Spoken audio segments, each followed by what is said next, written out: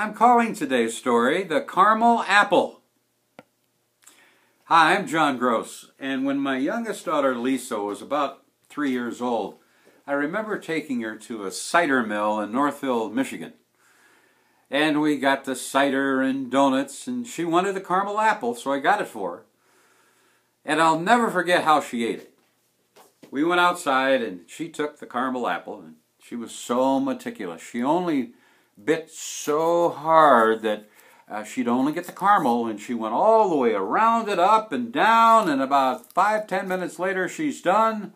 And I look at the apple, it looks like it was just picked. And I said, "All right, Lisa, eat the apple." She says, "Dad, apples are yucky." Threw it on the ground and stomped on it. And I got to thinking about that and realized that life is just the opposite of a caramel apple. To get the sweet stuff, before you do it, you have to put in the work. It's like going to an empty fireplace and saying, "Give me some heat."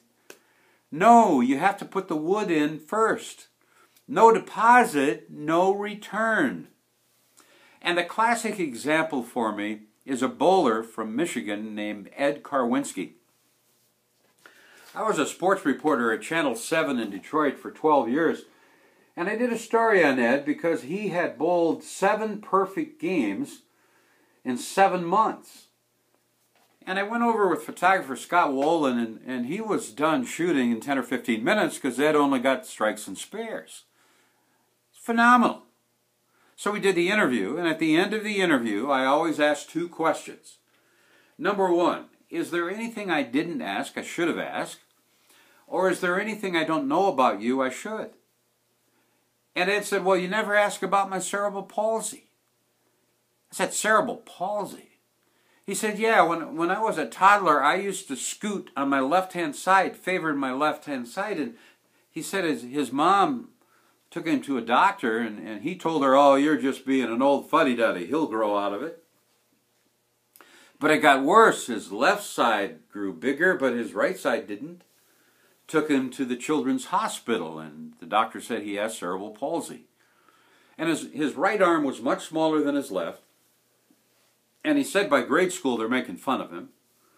He said by 4th or 5th grade they're calling him names. One-arm bandit, spaghetti arm, toothpick arm. And then he said when he was 14 years old he went bowling with his buddies, and they were really good. They were getting strikes and spares. Ed, he was stumbling. He was barely breaking 100. And he said near the end of the game they stopped bowling and looked at him and pointed at him. "Hey, one-armed bandit, way to go, buddy, you can do it." And he told me he walked out of that bowling alley and he said to himself, "They have 2 good arms and 2 good legs. I only have 1 good arm and 1 good leg. I can't compete with them. I quit.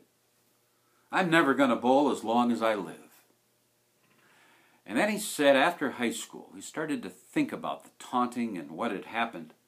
And he told me he snuck back into a bowling alley late at night, like 11 o'clock, so no one would know he was there. And he picked up a bowling ball, and this time there wasn't any taunting. This time it was just Ed and the pins. And he started to practice.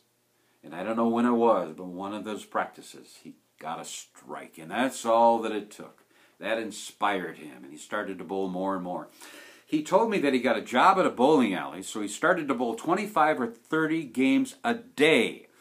And he said that his thumb would be bleeding, and he just pulled it out and continued to practice. And he had a mantra. He said this: "I've got to practice twice as hard just to be average." So he did that year after year, and all of a sudden, what about the scores? 100, 200, then his first 300 game. That was a motivator. Ed Karwinsky has now bowled 23 300 games. That's 12 strikes in a row. And he has 16 800 series, which are actually harder to get than 300 games. And he's won the Michigan Bowling Championship for the state several years. Now the question to you is simply this: if Ed can do that with cerebral palsy, what can you do with what you have? You want to bowl 300? Start practicing bowling 25 games a day. There's nothing special about special people. It's not who they are or where they live or if they have cerebral palsy. It's what they do. And if you find out what they do and you do what they do, you can do the same thing. And if you know anyone with cerebral palsy, let them know about Ed Karwinsky, because they can do the same thing, and you can too. Thanks for watching today. And you know, I've been talking about caramel apples so much, I'm going to eat this caramel apple. Have a great day. I'm John Gross.